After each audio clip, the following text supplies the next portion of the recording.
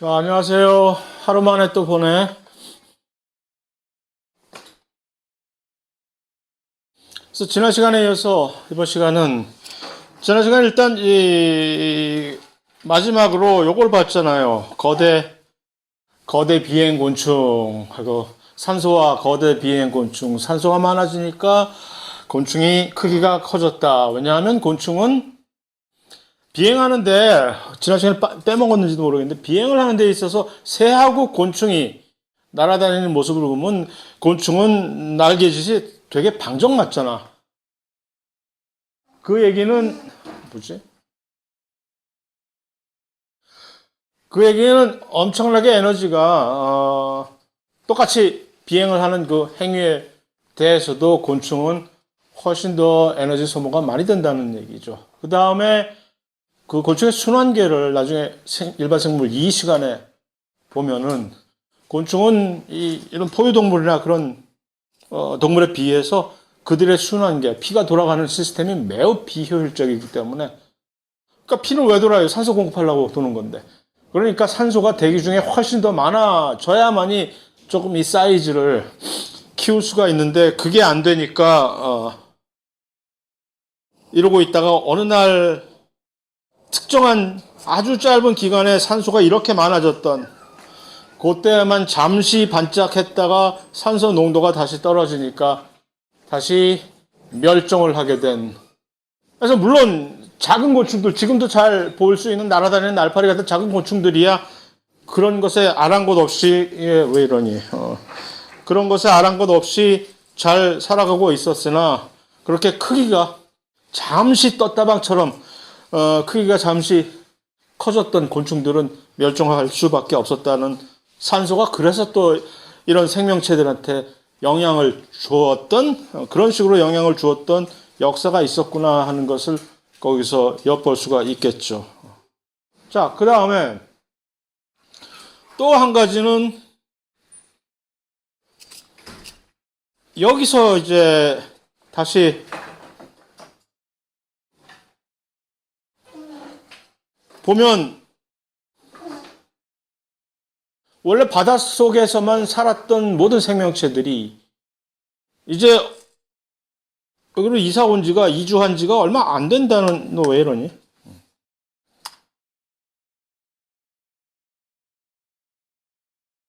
어쭈.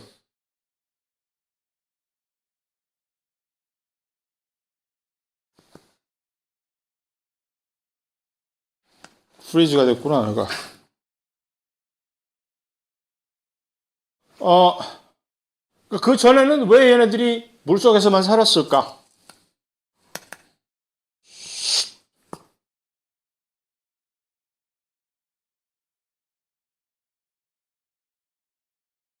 그것은 이렇게 설명이 될 수가 있는 거죠. 왜 그전에는 물속에서 살았는가? 산소가 부족해서. 그 생명체들이, 광합성을 하는 생명체들이 산소를 축적을 하긴 했으나 한다고.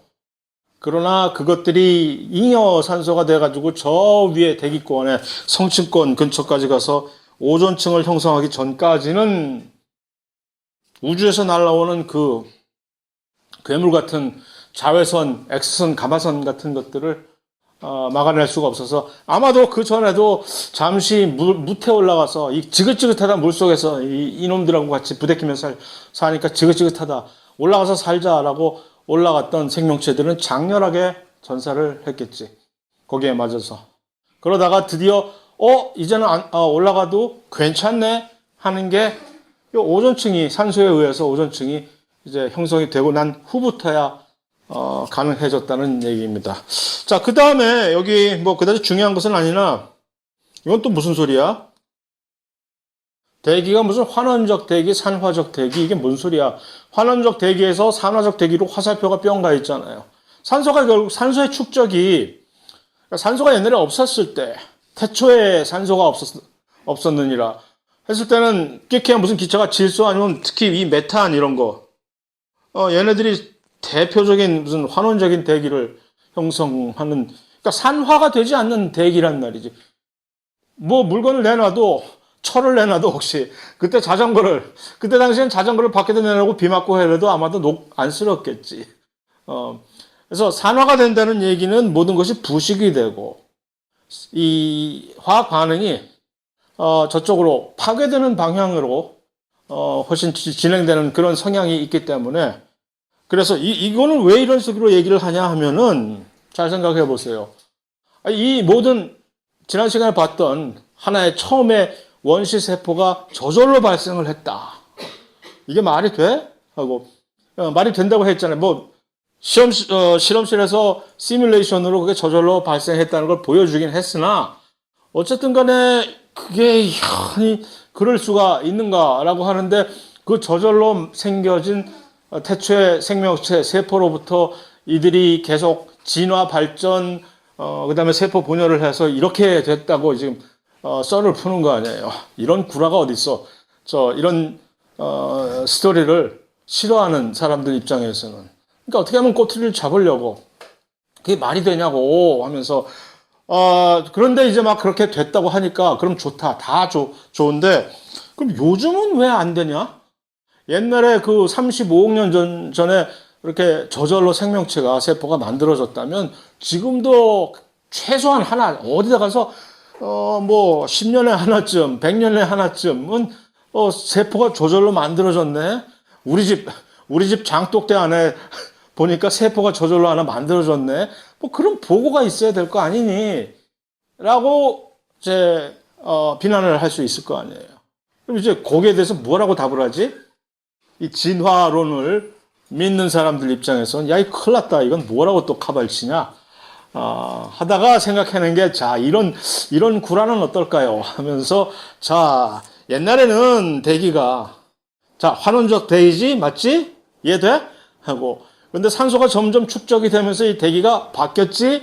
산화적 대기로 어느 순간부터 자, 이제 그런 것들이 저절로 만들어지기가 쉬워? 어려워?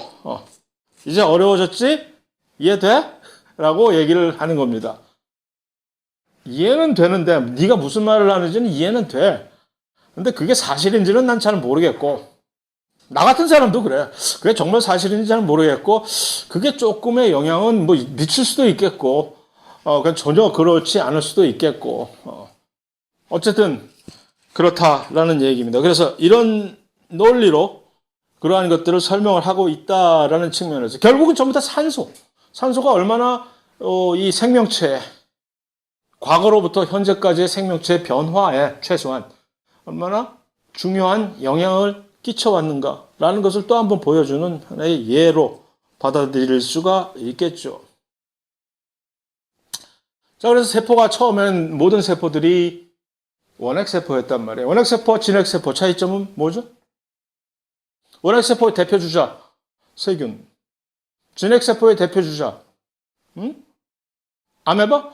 오케이, 뭐 아메바 진핵세포 맞아. 우리는 어쩌라고? 아메바를 대표로 내세우면 우리는 어쩌라고? 듣는 우리 조금 빈정상하네. 우리라고 할 줄 알았더니 어쨌든 맞아요. 아메바를 위시해서 우리 같은 다세포 생물까지가 진핵세포인데 진핵, 원핵 U라는 얘기는 진짜라는 얘기죠. U가 진짜라는 얘기예요. 캐리오, 핵이라는 얘기입니다. 원핵, 세균과 같은 원핵은 뭐라고 영어로? 캐리오시거든? 얘네들 뭔데 프로야? 우리보다 훨씬 프로라는 얘기? 여기서 프로는 뭐? 이전의 얘기라는 얘기예요. 이전. 핵이 생기기 이전에 벌써 등장한 세포라는 프로캐리오, 핵이 없다는 얘기입니다. 그래서 모든 처음에 만들어졌던 원시 세포들로부터 이루어졌던 그 세포들은 원핵 세포들인데 핵이 없는.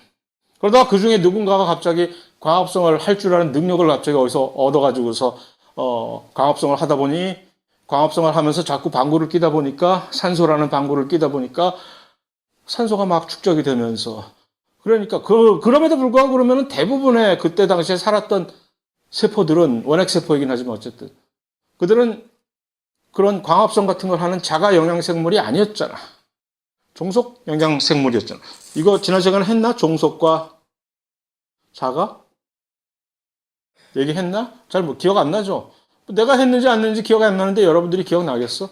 어쨌든 광합성을 수행하는 생명체들은 자가 영양생물이라고 얘기합니다. 자가 영양. 스스로 밥 지어 먹을 줄 아는 능력이 있다는 얘기죠. 자가. 오토트로프라고 그래요. 영어로.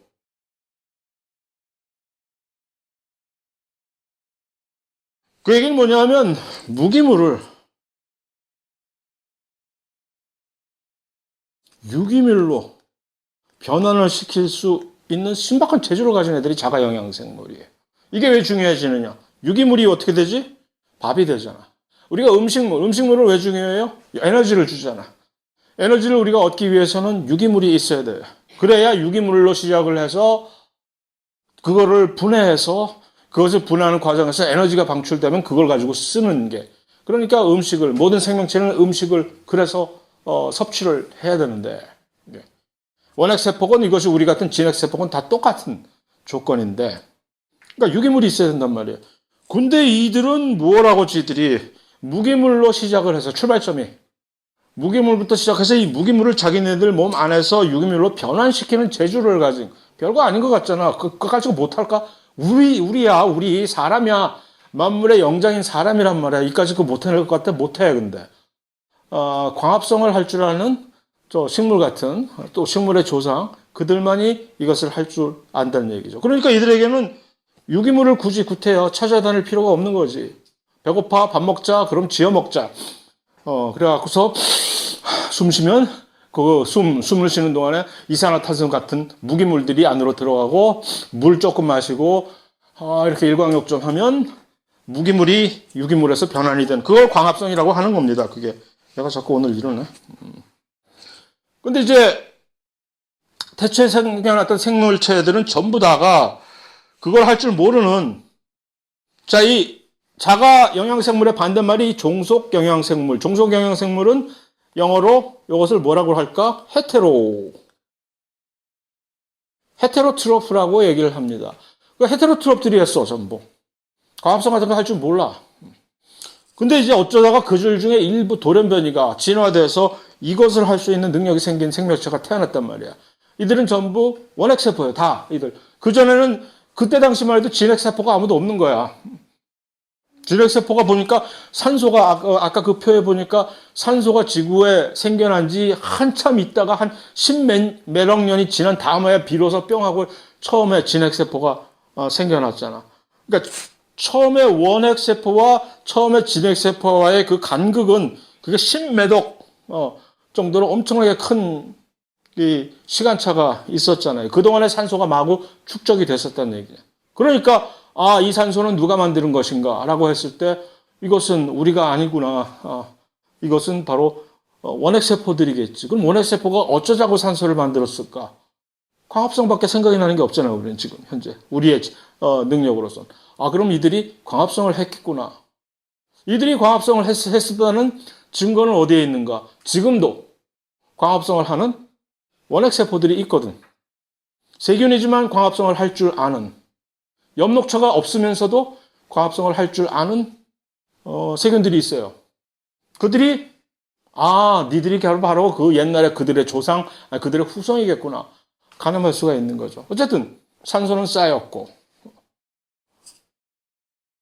그렇게 산소를 배출하면서 노폐물로 무기물을 유기물로 이렇게 시킬 줄 아는 이들에게서는 영양이 우리만큼 훨씬 더 절박하지 않은 거죠. 여기서 우리라고 하는 것은 종속 영양 생물을 얘기하는 겁니다. 우리는 그게 안 되잖아. 그럼 어떻게 해야 돼? 유기물을 꼭 찾아야지. 에너지를 얻기 위해서는 유기물을 찾아야 된다는 얘기입니다. 그런데 불행히도 우리가 유기물을 찾을 수 있는 곳은 어딥니까? 바닷속? 동굴 속? 어디지? 다른 생명체야. 어쩌지? 미안하다. 나를 위해서 대신 죽어줘. 그래서 할 수 없이 우리는 다른 사람을, 식인종은 아니니까 우리가 다른 생명체를 탐하지 않고서는 우리의 생존을 이어나갈 수가 없게 되는 그런 종속 영양 생명체로서의 서글픈 운명이 있는 것이고, 두 번째는 그래서 이런 자가 영양 생물이 산소를 배출하면서 새로운 에너지, 메타볼리즘, 대사의 혁명을 일으켰지. 그때 혁명이었을 거 아니야. 혁명을 일으키면 어떤 일이 발생합니까? 보통. 바뀌지. 많은 사람이 죽어. 혁명을 일으키면. 거의 한 8, 90%의 그때 당시에 살았던 생명체들은 죽음을 맞이해. 왜? 이게 뭐야, 갑자기? 산소가 없었던 상황에서 살고 있던 생명체들이 갑자기 산소가 튀어나온 거지.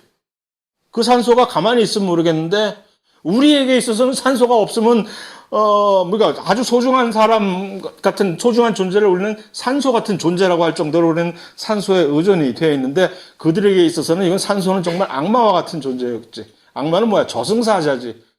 산소. 왜 산소가? 산화. 아까 산소는 무조건 다른 것들을 파괴시키는 능력이 매우 강력한 그런 원소입니다. 그래서 정말로 많은 대부분의 생명체들이 스스로가 아니지, 스스로가 아니라, 그 산소 때문에 사라졌는데, 그 와중에 이제, 이것이 왜 이제 이 얘기를 꺼내느냐 하면은, 여기에 바로 우리의 탄생 비화가 여기에 결부가 되어 있는 것입니다.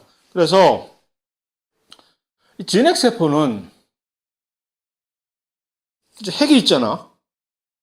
핵이 있고, 또 세포 소기관들이 있잖아. 자, 세포 소기관 중에서 가장 대표적인, 여러분들이 가장 먼저 떠올리게 되는 우리가 가지고 있는 세포 소기관이 뭘까요? 대부분 그렇게 얘기해. 미토콘드리아. 맞아. 미토콘드리아가 진핵세포에만 있잖아. 미토콘드리아의 특징이 뭡니까? 미토콘드리아를 우리가 기능적으로 딱 생각해 봤을 때, 미토콘드리아는 우리에게 어떠한 기능을 가져다 주죠? 에너지를 왕창 가져다 줘. 이제 뭐, 세포 안에 무슨 발전소라고 비교할 정도로 미토콘드리아 하면 에너지야. 에너지 대박. 미토콘드리아 있는 집과 미토콘드리아가 없는 집은 이게 뭐, 마치 물레방아 돌리는 집과 화력발전소 돌리는 집과의 차이 정도로 에너지, 이 소위 말하는 ATP의 양이, 쏟아낼 수 있는 ATP의 양이 엄청나게 차이가 나는데, 또 한 가지 특징은 미토콘드리아가 그렇게 일을 수행하기 위한 딱 한 가지 조건이 있죠? 뭐지? 응? 호흡이라고 하면 좀 더 산소. 이것은 정말 좋은데 이들은 산소가 없는 조건에서는 그 아무 일도 못해. 산소가 있는 조건에서 이렇게 한 거야. 이게 바로 좀 이따 나오겠지만 미토콘드리아가 이제 학설에 의하면 이 미토콘드리아가 진핵세포에 어떻게 생겨나게 되었는가? 길 가다 죽었다는 설이 있다는 얘기지. 진핵세포가 가다가 길 가다가 죽었어, 미토콘드리아. 이거 뭐지? 이거 애매하네? 하고. 그래서 이 미토콘드리아가 뭐냐, 정체가. 태초에 독립적으로 혼자 스스로 살아가던 새롭게 생겨난 새로운 메타볼리즘을 수행하는 원액 생물이었다는 얘기입니다. 산소를 활용할 줄 아는. 이 친구의 특징은 산소를 가지고 무슨 일을 하네? 잖아. 산소를 가지고 신박한 일을 하네? 이제 길에다 주었다는 얘기보다는 얘가 쑥 들어왔다는 얘기죠.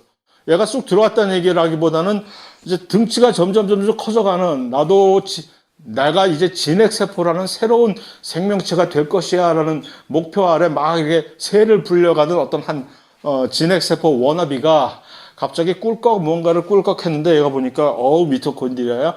오늘 점심은 이걸로 해결이 됐다? 하는데 가만히 보니까 이게 마치 황금알을 낳는 거위라는 거지. 멍청한 농부는 그 거위의 배를 갈랐으나 이 똑똑한 진핵세포 워너비는 얘를 죽이면 안 되겠구나. 얘하고 당장 계약서를 써야 되겠다. 해서 자, 갑과 을은 이제부터 같이 살면서 갑은 을에게 쉘터를 제공하고 보호를 제공하고 을은 갑에게 에너지를 제공한다. 땅땅땅. 그래서 같이 사는. 예. 그게 바로 악권이지. 그냥 쑥 들어오는 아메바 얘기했잖아. 아메바가 음식을 어떻게 먹습니까? 아메바가 세포막으로 둘러싸여 있잖아.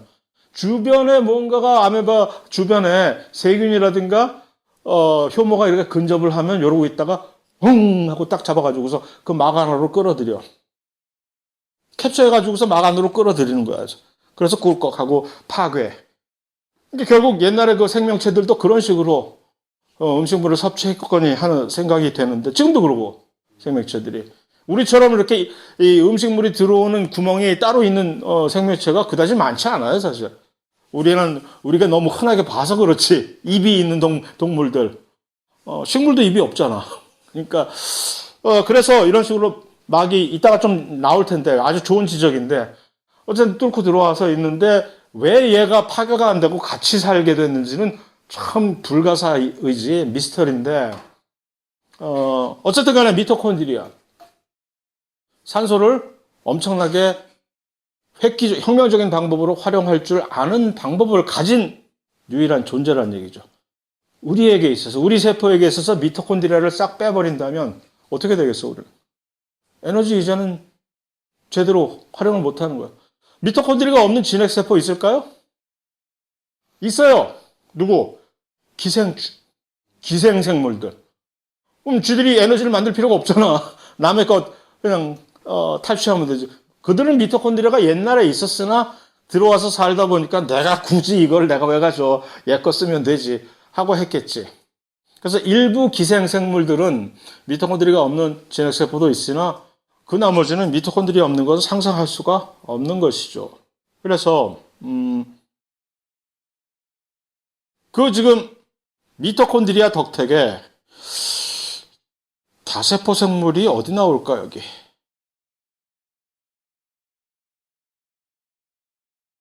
좀 이따 나오니까 걱정하지 맙시다. 그래서 이제 미토콘드리아의 중요성을 진화적인 측면에서 좀 이따 얘기를 하게 되겠는데, 기왕 진핵세포의 구조를 본 김에 한번 하나하나 요거를 이론을 소개라도 해봅시다. 그래서 이제 여러분들 왼쪽에 보이는 것이 원핵세포를 묘사한 그 이제 만화이고, 오른쪽이 진핵세포의 묘사인데, 보니까 확연하게 진핵세포 하면은 이 DNA가 핵막이라고 하는 보호막으로 둘러싸여 가지고서 있고, 나머지 안에 있는 것들도 다 이런 것들이 또 다른 소기관이라고 하는, 영어로 오가넬이라고 합니다. 오가넬.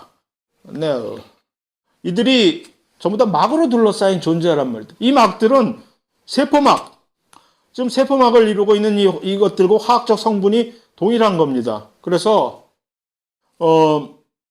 이런 막으로 둘러싸인 존재, 심지어 미토콘드리아도 물론 막으로 둘러싸여 있는 것이지만, 그래서 얘네들이 어떻게 생겼을까? 이런 것들이 여기는 하나도 없잖아. 그러니까 원핵세포와 진핵세포를 구분하는 첫 번째는 이제 핵이 있느냐 없느냐, 두 번째는 세포 소기관이 있느냐 없느냐, 세 번째는 이 그림에서는 우리가 얼핏 파악할 수 없으나 실제적으로는 이 크기가, 여러분 어저께 세포 사이즈 쟀잖아요. 이게 평균적으로 진핵세포의 사이즈는 이 지름이 얼마? 한 10 뭘까? 10 단위가 마이크론, 센치는 아니겠지? 물론 큰 세포도 있어요. 1cm 뭐 그런 세포들은 개구리알 같은 그런 세포들은 개구리알 난자 같은 그런 세포는 1cm나 돼. 그럼 그것들은 현미경 없이도 막 얼마든지 관찰이 가능하지. 그래서 옛날에 생물학자 중에 그렇게 개구리를 연구하는 생물학자들이 많았던 이유가 현미경 없이도 잘 연구를 수행할 수 있으니까. 근데 요즘은 그 매력이 없어졌지. 그러니까 요즘 개구리 연구하는 학자들 거의 없잖아요. 다 그런 이유입니다. 자, 근데 얘네들은 평균적으로 얼마일까, 이게? 1 마이크로미터입니다. 한 10배, 지름에 있어서 10배 차이가 나면은 부피에 있어서는 살벌한 차이가 나는 거 아니겠어요? 이 공간 자체가 엄청나게 차이가 나는 거예요. 그래서 세포 소기관이 사실은, 아니 왜 진핵세포는 세포 소기관이 이렇게 많고 원핵세포는 세포 소기관이 없을까? 라는 게 사실은 사이즈에서 설명이 됩니다. 크기가. 그러니까 이 진화를 하는 과정에서 진핵세포의 이 특징인 크기가 매우 커졌다. 그러니까 뭐 원핵세포도 자기들도 그럼 옆에서 옆 동네 애들 엄친아가 저렇게 하는데 나도 좀 하고 나도 사이즈를 좀 키워보자라고 하려고 하는데, 이제 두 가지 문제에서 이제 첫 번째 문제에서 여기서 난관에 부닥치는 거지. 사이즈가 커지려면 뭐가 돼야 돼? 에너지가. 돈이 돼줘야 되는데 이 자금이 미토콘드리아가 없잖아. 사이즈가 못 커지는 거야. 작게. 이 친구들은 사이즈가 미토콘드리아가 드디어 들어오면서 이 사이즈를 확장을 할 수가 있는 능력이 생긴 거지. 그럼 좋다. 그럼 나머지 다른 소기관들은 도대체 왜 있는 거야, 얘가? 미토콘드리아뿐만이 아니라 다른 애들도 엄청나게 많잖아, 이거 잡다하게. 골진이 무슨 소포체니 리소소미니 하는 애들, 얘네들은 도대체 왜 있는 것일까? 라고 설명을 할 수 있는 것이 소기관의 기능이 뭘까라는 것을 생각하면 됩니다. 진핵세포에서 소기관은 어떤 기능을 우리에게 제공을 해줄까? 사이즈와 관련이 되는 거예요. 옛날에 우리가 원핵세포 시절이었을 때는 우리가 마치 원룸의 단칸 원룸에서 평화롭게 행복하게 살던 시절이라고 생각하면 되겠지.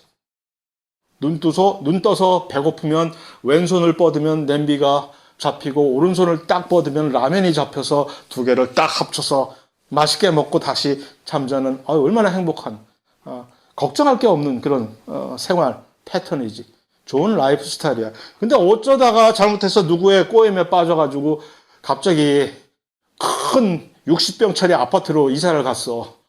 이 빈 공간을 다 어디다가 이제 이거 어쩌려고. 그래서 똑같이 옛날에 내가 살던 단칸방 원룸 시절에 그 행태 습관처럼 일어나서 왼손을 뻗어서 냄비를 잡았더니 왼손에 안 잡혀? 냄비는 저기가 있어. 그거 잡으러 갔더니 라면은 이제 저쪽 가 있고. 그래서 하루 종일 그 냄비와 라면을 쫓아다니다가 배고파서 굶어 죽을 수도 있겠지. 큰일 났다 이거. 이래서는 안 되겠다. 냄비와 라면을 한 서랍에 놓지 않으면은 내가 도저히 라면을 못 끓여 먹겠다. 라는 문제가 발생을 하는 거죠. 그게 바로 세포 소기관의 기능입니다. 그래서 이것을 한마디로 뭐라고 얘기할까? 그래서 그것이 이제 이렇게 얘기할 수가 있어서, 색깔을 바꾸자.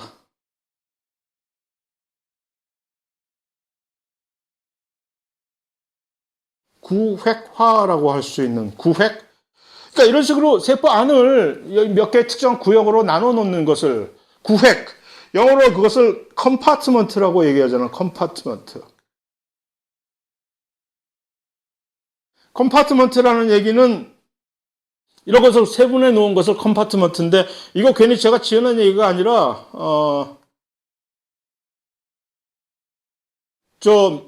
미국 원서 생물학 책에는 컴파트먼트를 구현을 한다 해서 컴파트멘탈라이제이션이라고 이런 용어가 있어요, 확실하게. 이거 제가 어디서 배웠겠어요. 컴파트멘탈라이제이션이라고 있는데 그럼 이걸 어떻게 번역을 해야 될까라고 개인적으로 봤더니 그럼 이건 구획화겠네. 구획화라고 한 거지. 찾아보면 이거 제가 쓰는 말 말고 다른 사람이 쓰는 사람이 덜어 있을까 봐 법도 한데 찾은 것 같기도 하고 여기저기서. 근데 일반적으로 널리 사용하는 용어는 아니죠. 다만 분명히 있는 용어 이거 컴파트멘탈라이제이션에서 이것을 바로 세포 소기관들의 기능이라고 얘기를 합니다. 각각의 그러니까 이 안에서는 어떤 특정한 화학 반응이 여기서만 일어나고 이 안에서는 어떤 특수한 화학 반응이 여기서만 일어나서 그들의 화학 반응의 전문성을 키우고 어떻게 보면 미토콘드리아도 사실 똑같은 마찬가지죠. 이 안에서는 에너지에 관련한 아주 소중한 반응이 여기서 일어나고 하는 식으로 그렇게 작은 소 단위로 어떤 구역을 나누는 것을 그게 이제 진핵세포에서만 이것이 발견되는 이유는 진핵세포가 크기가 커졌기 때문인 것이지. 원핵세포는 왜 이것이 발견이 안 되냐? 할 필요가 없는 것이기도 하고 크기가 안 커지니까 얘들 이거 왜 있어야 돼? 괜히 쓸데없는 낭비지. 다시 말해서 진핵세포는 세포 소기관이 없이 미토콘드리아만 덩그러니 있고 다른 세포 소기관이 없고 덩치만 덩그러니 큰 그런 진핵세포가 가능할까? 불가능하다는 얘기지. 왜? 세포 소기관이 없으면 이렇게 커진 진핵세포가 감당이 안 되니까 존재할 수가 없다는 그런 이유로 설명을 해버리면 됩니다. 그럼 처음에 얘네들은 어떻게 생겼을까? 주름 잡혀서 생겼다고 누군가가 얘기를 합니다. 그러니까 이 옷이 예를 들어서 바깥에 있는 이 옷이 세포막이라고 치면 어쩌다가 막 이게 부대끼다가 옆에서 만원 버스 또는 지하철 타고 막 이렇게 하다가 밀려가지고 주름 잡혀서 이렇게 딱 했다가 갑자기 얘네들이 안 펴져서 이 안에서 주름 잡혀서 들어간 막의 일부가 또 끊어져가지고 안에 있는 막으로 변했다라는 이것을 우리는 이제 함입, 내부 함입설이라고 하는데, 그러니까 이제 뭐 우리가 가본 적이 없는, 우리가 확인할 수 없는 얘기니까 지 멋대로 상상의 나래를 펴고 손 구라를 막 치는 거지. 이렇게 뭐 입증할 길이 없으니까. 야, 이래서 이렇게 만들어진 거야 하고 뭐 좋다 이거야. 그래. 그래서 이래서 핵도 생기고 핵막, 이래서 무슨 다른 뭐 골지라든가 소포체라든가 뭐 그런 것도 생기고 그랬다는 얘기지. 또 참 뭐 그게 정말 믿어야 될지 아닐지 뭐라고 얘기는 해주고 싶은데 딱히 우리가 꼬집어서 반박할 길은 없고, 다만 한 가지 그들이 주장하는 것이, 그러니까 이 막도 세포막과 동일하잖아. 세포막 성분이. 거 봐, 내 말이 맞지 하면, 그래 뭐 그럴 수도 있겠지. 뭐 그것이 나에게 있어서 그렇게 중요한 일도 아니고 그러든가 말든가 그래. 하는데, 그러면 미토콘드리아는? 하고 물어보면, 그럼 미토콘드리아도 이렇게 주름 잡혀서 생겼단 말이야? 라고 물으면 이제 그거는 이제 그렇게 답을 못 하는 거지. 달라도 너무 다르니까 걔네들은. 그러면 미토콘드리아의 기원을 설명하기 위해서는 뭔가 새로운 구라를 창의적으로 만들어내야 되는 거지. 이게 뭐라고 할까? 그래서 이렇게 아주 이번에 머리를 좀 쓴 거지. 고민을 밤새 해가지고서 미토콘드리아와 엽록체는, 왜냐면 엽록체와 미토콘드리아가 놀랍게도 두 개가 하는 기능은 다르지만 놀랍게도 구조적으로 너무나 흡사합니다. 그래서 이 두 개를 동시에 설명이 가능해.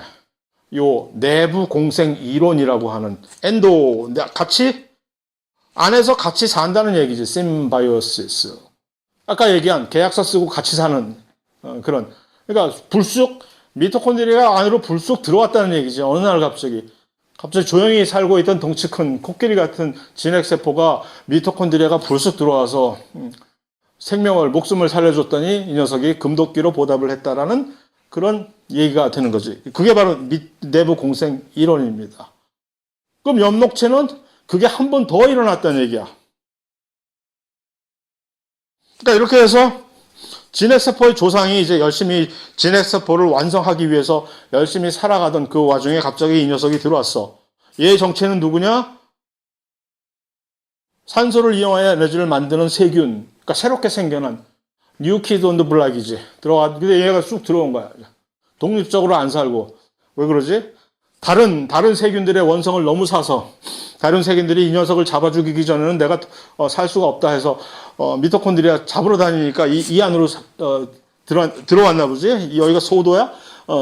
어쨌든 들어와서 생명이 미토콘드리아는 이 안에서 안정적으로 살게 되고, 그 대신 에너지가, 그럼 이 친구는 이제 진핵세포를 완성하게 된 것이고, 그래서 이것이 동물의 조상이 됐다는 얘기지. 모든 동물 세포의 조상. 에너지를 마구마구.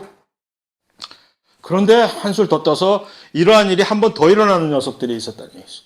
일단 여기 가서 이렇게 살고 있는데 갑자기 이제는 초록색, 얼굴이 초록색으로 이상하게 뜬 녀석이 들어와서, 얘는 넌 뭘 할 줄 아니? 근데 나는 광합성을 할 줄 아는 그런 재주가 있다. 이 둘이 와서 이제 둘 다 같이. 그러니까 식물세포들은 미토콘드리아도 있고 엽록체도 있고 그렇잖아요. 둘 다가. 이게 바로 내부 공생 이론의 요지인데, 믿기지 않지. 얘네들이 들어왔는데 어떻게 얘네들이 안 파괴가 되느냐 말이지.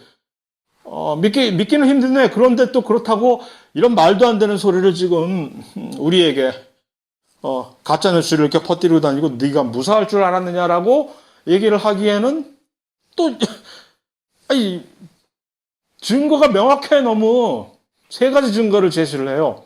그 세 가지 증거는 물론 다다음 시간에 좀 더 자세하게 얘기를 하겠지만, 여기서 간략하게, 여기서 그냥 쑥 지나가면 조금 궁금해서 여러분들이 오늘 밤을 또 못 잘 것 같아서 세 가지 증거. 둘 다 미토콘드리아와 엽록체가 둘 다 DNA를 스스로 가지고 있어.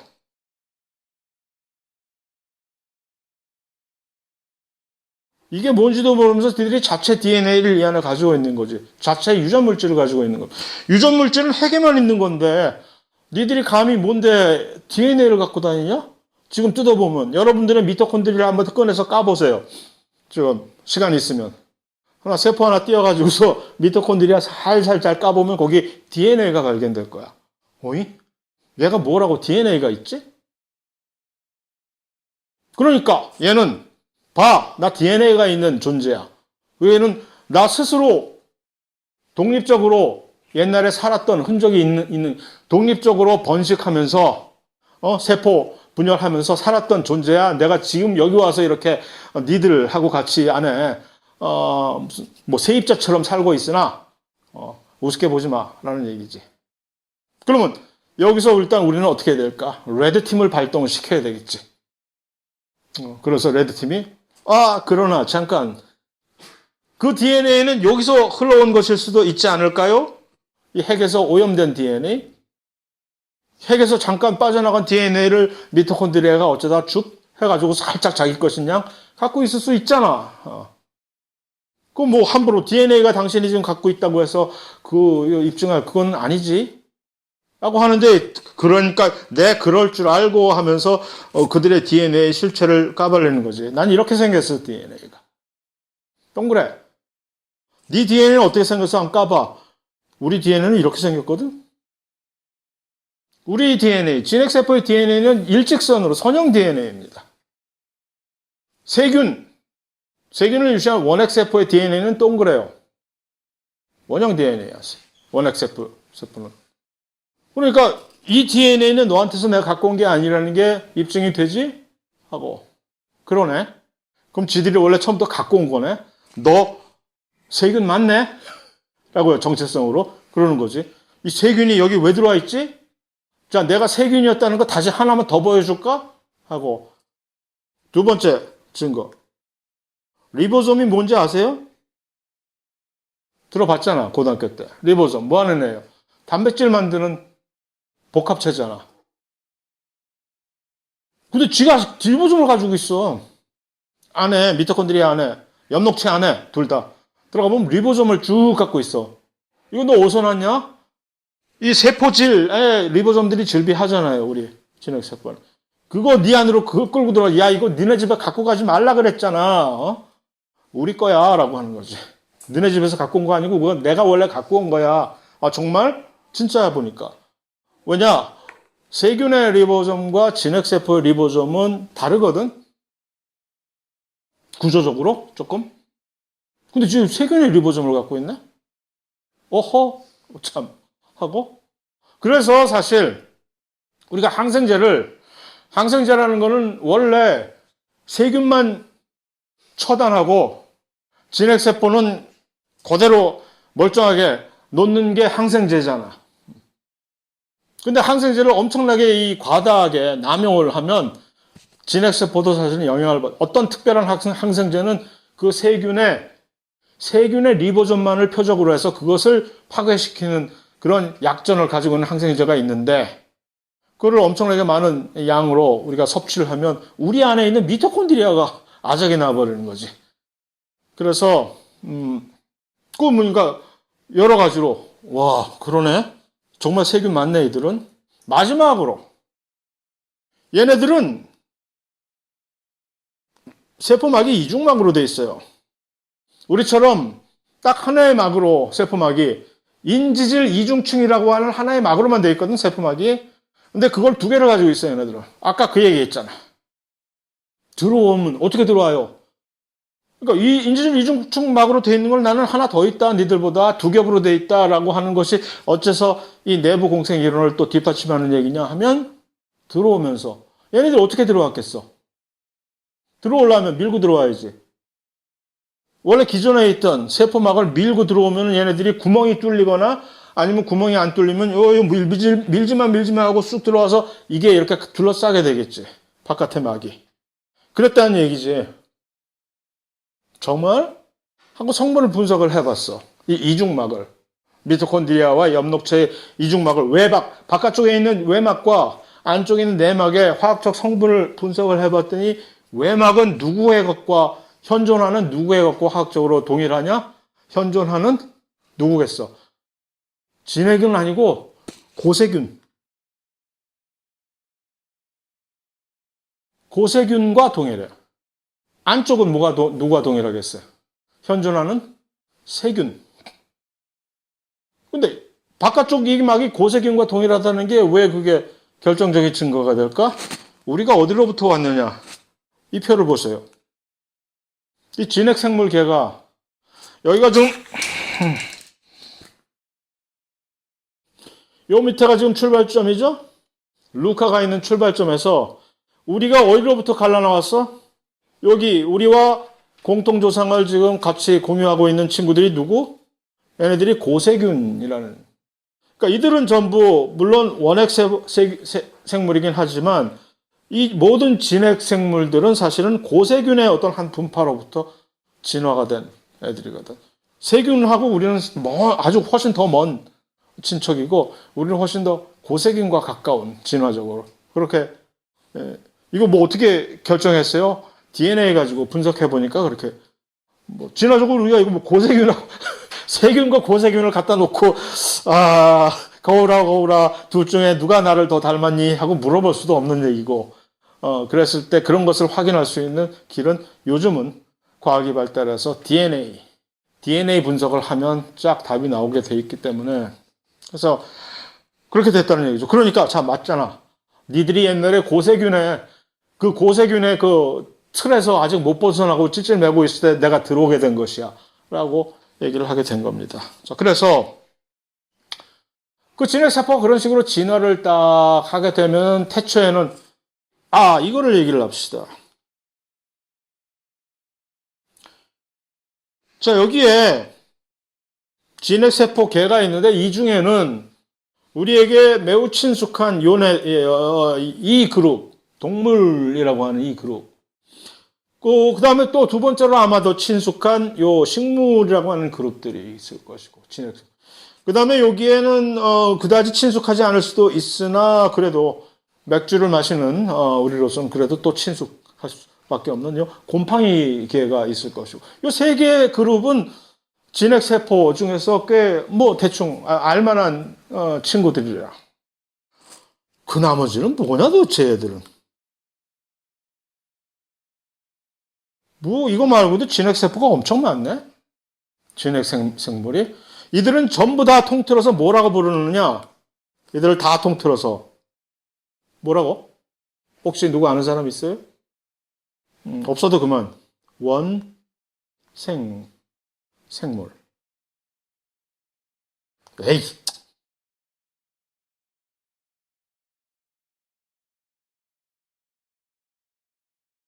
영어로 여기서 프라티스트라고 얘기를 하죠. 복수로 프라티스트. 원생생물들. 아메바 얘기했잖아. 바로 그 원생생물의 대표 주자, 간판 주자입니다. 그 다음에 아메바 말고 또 누가 있느냐, 원생생물에. 이런 애들 혹시 들어본 볼복스라고 해서 광합성을 할 줄 아는 원생생물. 퍼렇게 보이죠? 그 다음에 규조류라고 해서 껍질이 무슨 조개 껍질처럼 딱딱한 그런 아메바 여기 있고 그거 말고도 엄청나게 많아요. 끔찍한 우리 몸 안에 들어와서 막 말라리아를 일으키는 그 기생충 걔네들 원생생물이고 그 다음에 누가 길 가다 오바이트 해놓은 것처럼 밖에다 이렇게 하고 있는 그런 슬라임 몰드라고 하는 그런 곰팡이 비슷한 원생생물도 있고 하는데 이들은 전부 다 거의 대부분이 전부 다라고 얘기할 수는 없지만 거의 대부분이 단세포 하나의 효모 생각하면 되잖아. 효모와 아메바를 떠올리면 되죠. 단세포 생물이거든. 세균처럼 그냥 혼자 솔로로 생활하는. 근데 우리 진핵세포 하면 일반적으로 떠올리게 되는 동물, 식물 하면 성인 사람은 몇 개의 세포로 이루어져 있습니까? 한 몇백 조라고 얘기를 하잖아. 사람 등치마다 다르겠지만 나의 세포 개수와 설마 서장훈의 세포 개수가 똑같다고 생각은 할 수는 없겠으나 어쨌든 뭐 조 단위, 몇백 조 단위인데 그래서 이 다세포 생물이 처음으로 출현을 하게 됐다는 얘기죠. 이것도 역시 일단 진핵세포를 만들기 위해서는 가장 결정적인 것이 무엇이냐? 진핵세포는 이거 없이는 불가능했다. 뭐? 미토콘드리아. 왜? 에너지. 미토콘드리아가 에너지를 다량으로 필요로 하는, 왜 우리는 원핵세포보다 에너지를 더 많이 먹지? 우리는 8기통차니까. 4기통차가 아니라. 크니까, 사이즈가. 그 큰 사이즈를 이렇게 전부 유지를 해주기 위해서는 미토콘드리아 같은 것들이 없으면 불가능했다. 그래서 산소와 미토콘드리아와 진핵세포는 이렇게 연관이 되는 거죠. 대기에 산소가 생긴 후에서야 비로소 진핵세포가 이제 진화될 수밖에 없었던 이유가 거기서 그 이유를 설명을 할 수가 있는 것이고. 뭐 산소가 도대체 어쩌길래 미토콘드리아가 그 중간을 산소를 에너지로 전환시켜주는 그 기술을 우리에게 가져다 줬기 때문인 것이고. 그런데 그 산소가 또 더 나아가서 이제 다세포 생물의 출현을 가능하게 해줬다라는 얘기입니다. 그러니까 다세포 생물은 진핵세포밖에는 발견이 안 되거든? 그게 무슨 소리야? 물론 단세포, 진핵세포 중에서도 개인의 취향이니까 그건. 뭐, 아메바처럼, 효모처럼 난 그래도 솔로가 좋아 하고 이렇게 사는 그런 단세포 생물도 있으나 이제 진핵세포가 되면 이게 가능해졌다는 얘기입니다. 같이 모여가지고 완전히 패거리로 몰려다니는 이런. 그러니까 이러면 든든하잖아요. 다세포 생물이 되면. 세포 몇 개 여기서 어디서 망가져도 뽀개져도 깨져도 찢어져도 대충 떼우면 되고 그래서 생명체로서 생존의 위협은 안 받고 단세포로 우리가 살아간다면 이 세포 하나, 이 개날픈 세포 하나가 파괴되면 나는 끝이야. 그런데 아세포 생물로 살게 된 이후부터는 든든한 것이 뭐 몇 개 좀 또 없어졌다고 또 땜빵하면 되지. 좋아, 아주 좋아. 다만 좋은 면이 있는가 하면 아주 심각한 문제가 봉착하지. 어떤 문제? 이걸 다 누가 매겨 살려? 에너지 문제가 또 봉착하는 거란 말이지. 그러니까 미토콘드리아라는 어떤 그런 에너지를 가져다 이렇게 계속적으로 원활하게 주는 그런 기관이 없으면 다세포 생물은 꿈도 못 꾸는 거지. 세균도 모여서 사는 애들이 있어요. 세균도 군체라는 게 있거든. 얘네들은 뭐예요? 다세포 생물 아니에요? 아니에요. 왜? 그들은 그냥 모여서 사는 거야. 다세포 생물의 가장 특징 이겁니다. 분화. 세균이 분화했다는 얘기 들어본 적 없어요? 있어요? 없어. 이게 뭐냐? 분화라는 뜻이. 자, 우리는 500조, 평균 잡아서 500조의 세포로 이루어졌다고 칩시다. 그러나 이 모든 세포가 처음에 출발점은 뭐였습니까? 요 수정란이라고 하는 하나의 세포잖아. 그 세포로부터 어떻게 500조의 세포가 생겨나게 됐죠? 어떤 과정을 통해서? 세포 분열을 하면 그러면 우리 가까이 개개인의 500조의 세포들은 일일이 다 하나같이 다 이 처음에 태초의 수정란에 뭐야? 수정란에 뭡니까? 클론이야, 클론. 세포 분열해서 그대로 복사 뜬 애들이란 말이야. 클론 복사 떴으면 그럼 이게 뭐가 100% 똑같아요? 이게 이러면 복사품이니까 유전적으로 100% 똑같은 거야, 이 세포들이. 근데 뇌에 있는 신경세포와 간에 있는 간조직 세포가 두 개가 왜 이렇게 유전적으로 100% 똑같은데, 그 다음에 적혈구 유전적으로 다 똑같은데 똑같다고 생각이 돼요? 똑같다고 생각이 안 될 정도로 생긴 게 너무 다르잖아요. 기능은 생긴 대로, 모든 생명체는 생긴 대로 노는 건데 달라 보이는 이유는 기능이 달라서 그렇게 돼요. 하다못해 헤모글로빈이라는 단백질은 적혈구 세포에서만 만들어지잖아요. 그 얘기는 적혈구 세포만이 이 헤모글로빈을 만드는 유전자를 가지고 있다는 얘기예요?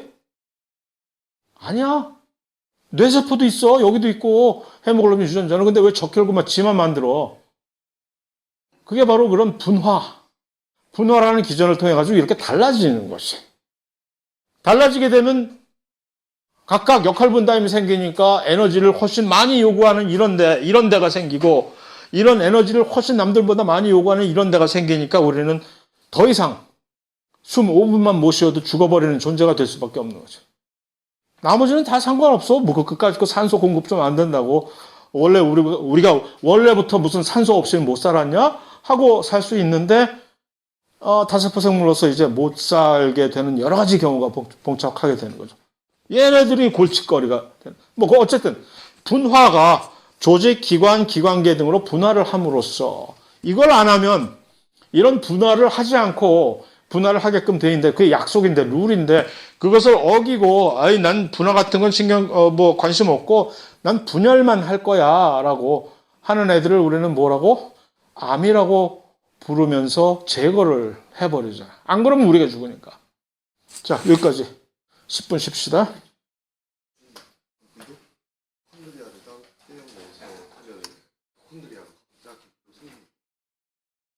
그걸 아무도 안 해봤지만 지금은 이미, 왜냐하면 들어온 이후에 미토콘드리아 단독으로 생존에 필수적인 그런 여러 가지 유전자들이 핵으로 이주를 했어요.